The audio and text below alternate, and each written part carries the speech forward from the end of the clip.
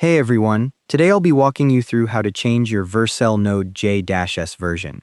I'll show you this in the web dashboard. Start by selecting your project from your Vercel dashboard.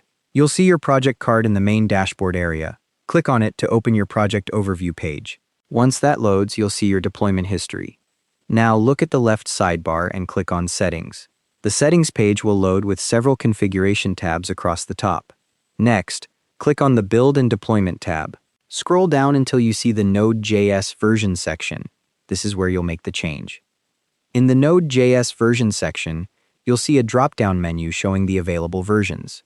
Click on that drop-down. You'll see three options: 24.x, 22.x, and 20.x. Click on the version you want to use. Once you've selected your version, you'll see a confirmation that the version has been updated. There'll be a note underneath stating that this node.js version will be used for new deployments. That's the change made. Now, a few important things to know. First, this setting only applies to new deployments. Your existing deployments won't be affected. They'll keep running on whatever version they were originally deployed with. Second, you only select the major version from the dropdown, like 24.x or 22.x. Vercel automatically handles minor and patch updates for you, so if there's a security fix, they'll roll that out without you needing to change anything.